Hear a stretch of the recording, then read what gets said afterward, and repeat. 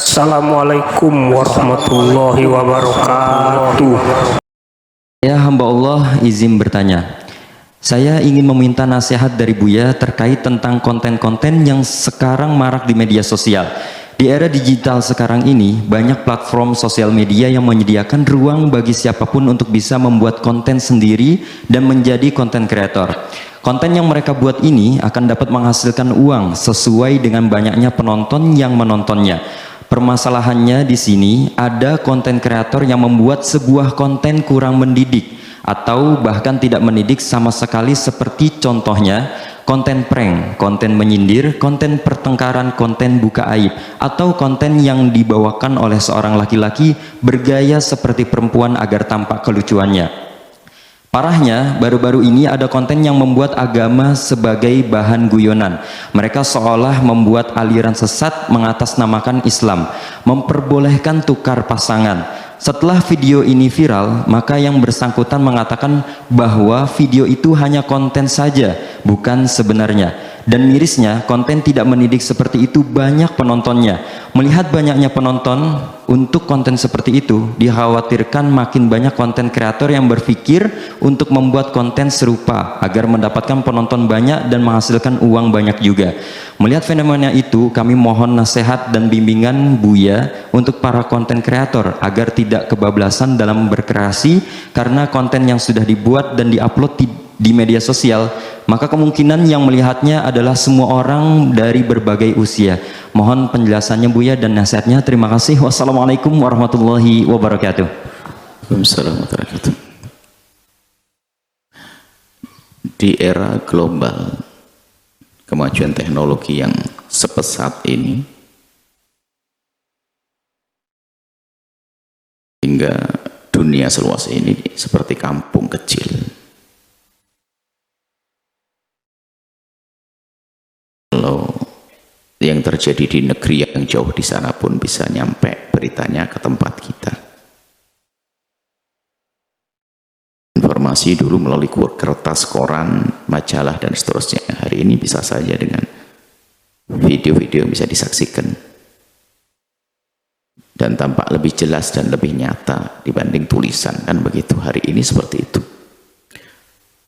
Maka di zaman semacam ini, yang pertama tentunya kita sendiri yang harus menyadari bahwa kita hidup di zaman yang penuh dengan mara bahaya. Kita mulai dari diri kita sendiri, sehingga kita yang memilah dan memilih terlebih dahulu apa yang harus kita tonton. Dan untuk memilah dan memilih tentunya di situ ada rambu-rambu, ada ilmu. Seperti yang bertanya sudah bisa memilah dan memilih karena mungkin dia menghadiri tempat-tempat berilmu, tempat menuntut ilmu, dekat dengan ulama. Ya paling tidak seperti itu dulu. Seperti yang bertanya, tahu bahasanya itu tidak baik. Sebelum kita menuntut ada perubahan di luar sana. Jadi kesalahan kita itu biasanya kalau ingin baik menggantungkan dengan di luar, bukan dari diri kita. Menyalahkan di luar. Memang saya lingkungan begini, memang keadaan begini, itu yang nggak bisa baik. Mulailah dari diri Anda sendiri. Sehingga Anda menjadi orang yang kuat, biarpun ibaratnya dihempas ombak peradaban yang menyeramkan itu, Anda tetap tegar, tidak akan berubah dengan prinsip-prinsip keimanan, prinsip-prinsip akhlak dari diri Anda sendiri. Maka Anda kalau mau nonton-nonton, misalnya buka YouTube, tentunya harus pada memilah dan memilih, kan pilihannya banyak. Yang dijual kan bukan racun semuanya, karena ada makanan sehat, ibaratnya begitu. Masa kita ngambil makanan yang beracun? Meracuni akal kita, meracuni iman kita. Ini kita nggak cerdas dong. Ambil yang ada nutrisinya, ada vitaminnya buat keimanan kita, buat akhlak kita. Itu dulu yang harus kita hadirkan. Kita pandai memilah dan memilih. Sehingga mungkin ini pendidikan yang harus kita ajarkan di era, di zaman teknologi yang sangat pesat ini. Bagaimana kita mengajari anak-anak kita agar pandai memilah dan memilih. Tentunya kita beri alat memilah dan milih, maka yang selalu kami sampaikan pendidikan kenal agama dari dini itu penting sekali. Sehingga sangat tepat hari ini orang pengen anaknya menjadi seorang dokter, insinyur dan sebagainya, tapi tidak lepas untuk disekolahkan di tempat yang dia juga belajar ilmu agama, agar mengerti mana yang tidak boleh dan mana yang boleh. Baik, ini dulu yang pertama, Anda sendiri.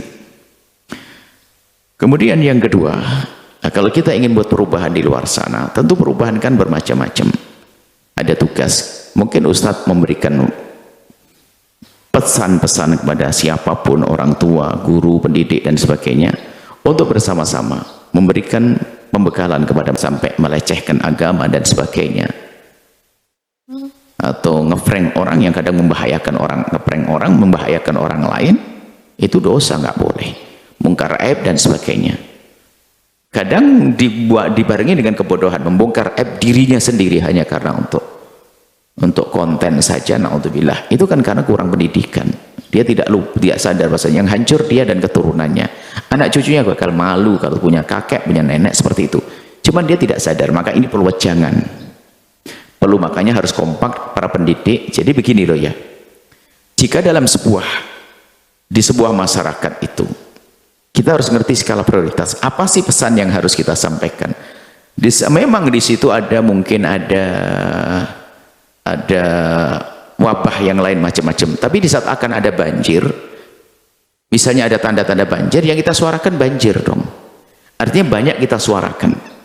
Maka di saat ada konten-konten atau mungkin wabah bencana hari ini adalah adanya konten-konten seperti itu, maka terima kasih kepada penanya, ini juga nasihat buat kita. Jadi hendaknya kita sering mengingatkan tentang hal-hal yang semacam itu. Pandai-pandailah kita memilah dan memilih konten, memilih tontonan. Nasihat terus berlangsung. Kemudian lebih dari itu, harapan kami adalah ini didengar oleh penguasa dong, yang punya kebijakan di negeri ini.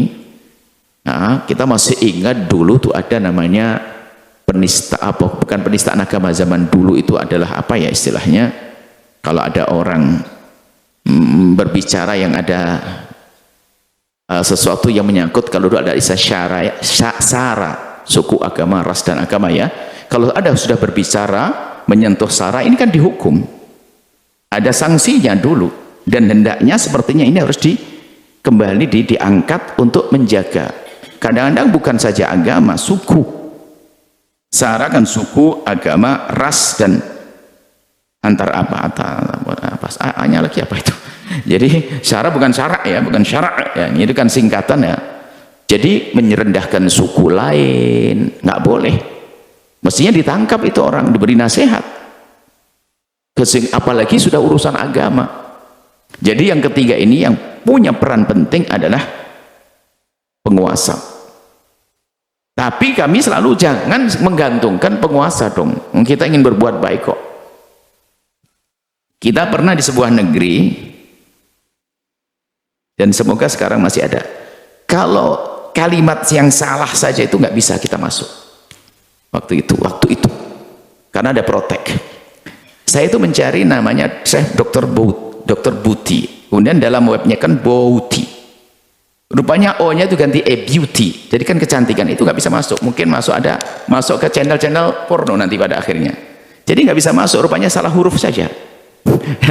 Bouti menjadi beauty itu kenapa kok begitu? Nah, kalau kita memasukkan judul-judul yang tidak pantas itu terstop. Sehingga ini pentingnya sebuah negara yang peduli kepada moral, akhlak. Sehingga mestinya ada protek, biarpun dalam di era global ini tentu masih ada yang bisa dilakukan oleh negara untuk membatasi tentang kebrutalan moral, pemikiran dan seterusnya. Karena ini kalau dibiarkan, akhirnya biasa muncul caci maki suku antar suku. Hanya bikin guyonan saja, tiba-tiba saya orang Jawa merendahkan suku Sunda, orang Sunda merendahkan suku Batak. Ini kalau dibiarkan, ini bahaya sekali. Ini harus diberesi orang-orang yang membuat kerusakan ini. Apalagi kalau masuk ranah agama. Ustadz hanya bisa memberikan petunjuk. Makanya harapan kami adalah pemimpin berikutnya ini harus peduli urusan yang ditanyakan oleh penanya yang bijak ini. Peduli betul. Jadi harus dilacak ini orang yang membuat kalimat-kalimat yang menyakitkan. Ini harus diberesin supaya nanti tidak ada konten-konten semacam itu. Kan bisa. Anak-anak kita aja melacak, siapa ngomong begini bisa nggak? Oh, di sana tempatnya, rumah sini bisa kok. Apalagi sebuah negara. Tapi sebelum negara bertindak, wahai hamba Allah, jangan biasa menjadi orang yang lemah untuk membangun diri. Wah, karena keadaan begini mau gimana? Oh, enggak boleh menyerah. Mulai dari diri Anda sendiri, memilah dan memilih konten yang harus Anda dengar, Anda lihat. Kemudian setelah itu Anda harus memberikan edukasi kepada siapapun yang Anda mampu menyampaikan edukasi pendidikan kepada mereka, sampaikan di musola, di masjid, di anak-anak. Kemudian pendidikan kepada orang yang membuat konten-konten kehalalan makanan dan sebagainya. Kemudian setelah itu adalah mohon kepada pemerintah memperhatikan masalah ini. Jangan sampai negeri ini dicabik-cabik oleh orang-orang yang hanya mencari rupiah sehingga mencaci dan mengolok, merendahkan suku lain, merendahkan agama. Kadang orang tidak boleh merendahkan dirinya sendiri, seharusnya kita larang.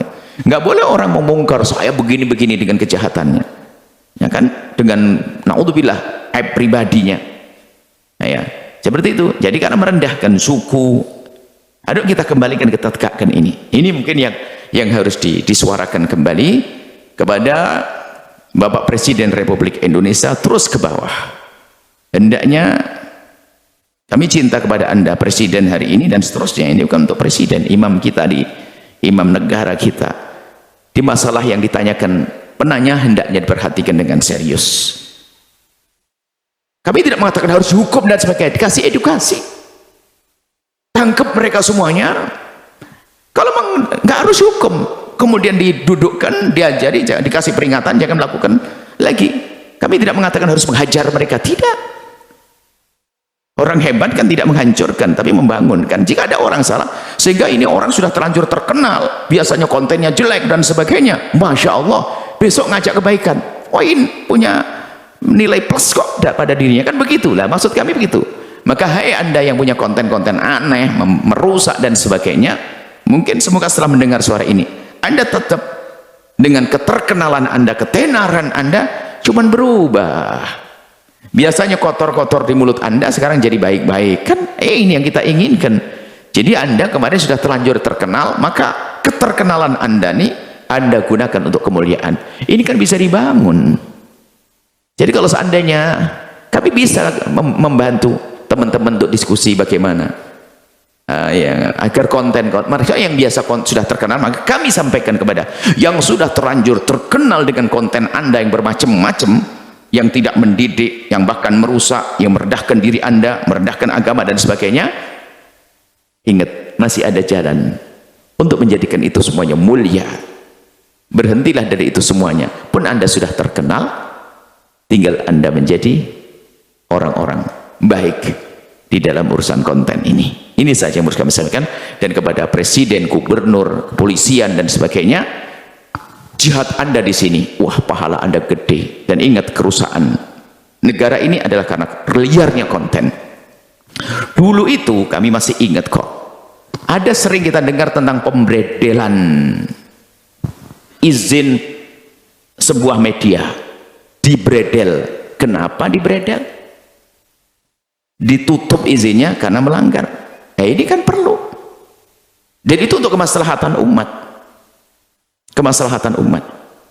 Dan dari kami, mulai dari diri kami pribadi, karena selama ini kita bermain di media, juga banyak media, kalau kami salah tolong diingatkan dong. Ini harus begitu, kita kan sama-sama, bukan di saat kami ngomong begini berarti ini kami enggak. Kami betul ada kepleset omongan, tiba-tiba saya merendahkan orang lain, tolong diingatkan, siapapun berhak Anda mengingatkan kami. Ini kita pengen banget bareng-bareng baik, bukan kami mengatakan wah media yang salah, kita boleh bagus paling bos, tidak. Yuk kita bersama-sama membangun diri, saling mengingatkan, tentunya dengan saling cinta. Mungkin orang itu telah menyakiti Anda dengan kontennya, merendahkan Anda. Coba kalau dia bertobat menjadi orang mulia, jadi indah kan, nggak perlu kita mendendam juga. Ingat kepada, mohon barangkali ini dengar oleh Bapak Presiden, siapapun presidennya setelah ini saya tidak tahu, ya. Tapi tolong, ini penting banget, dari kepolisian, Kapolri, kemudian dari semuanya.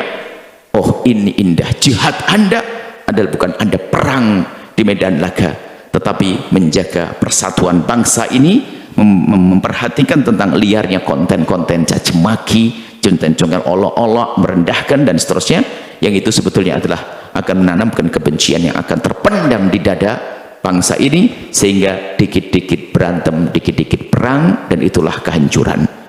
Tolong semuanya, ini bukan PR-nya presiden dan kepolisian, bukan, ini PR bersama Karena hari ini pun polisi juga ngerjakan pekerjaannya banyak, bukan kejahatan pencurian, kejahatan yang lain ada. Cuman kami menyampaikan ini adalah sesuai dengan pertanyaan, sangat penting. Terjadinya kejahatan-kejahatan yang bermacam-macam daripada informasi-informasi yang tidak benar ini, dan bahkan ini kebiasaan. Kalau sesuatu yang tidak baik sudah dianggap biasa, maka orang akan mudah melakukan ketidakbaikan tersebut.